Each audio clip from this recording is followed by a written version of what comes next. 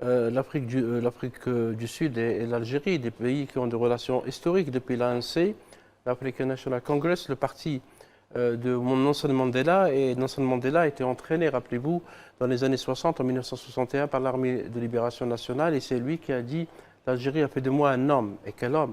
C'est l'un des prisonniers les plus anciens de l'histoire. Il est resté 27 ans.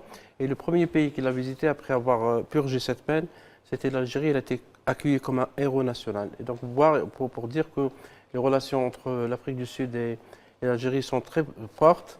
Il y a eu un discours très fort aussi du président Ramaphosa devant le Parlement algérien réuni en congrès, les deux chambres au Club des Pins, où il avait souligné cette entente entre les deux États, entre les deux pays sur la lutte contre le colonialisme, en disant que les deux pays savent exactement ce que c'est que le joug colonial, ce que c'est que l'oppression, l'expropriation des terres, etc.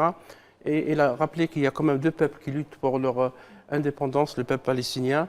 Vous savez que l'Afrique du Sud a été le pays qui a introduit la procédure devant la Cour internationale de justice, fortement appuyée par l'Algérie. Le président Abdelmadjid Tebboune en a parlé dans la conférence de presse. L'Algérie appuie cette procédure légale selon le droit international. Il a également rappelé aussi le combat du peuple sahraoui pour son autodétermination, soulignant que le droit international doit être respecté. Au-delà, bien sûr, des relations, comme l'a souligné Mahdi, des relations économiques, parce qu'il y a une zone de libre-échange africaine, et cette zone de libre-échange est une occasion pour promouvoir les échanges. Et le président Ramaphosa a parlé justement de certains secteurs comme les énergies renouvelables, comme les voitures électriques, parce que ce sera probablement, selon les experts, les voitures du futur, l'agriculture, les transports, les infrastructures, etc. Et donc c'est une opportunité très très forte qui s'offre aux deux pays. Il y a la 7e commission mixte qui s'est réunie. Il y a aussi un forum des hommes d'affaires où il y a eu des discussions sur des opportunités d'investissement. Plusieurs entreprises publiques sud-africaines sont venues pour voir et étudier le marché algérien.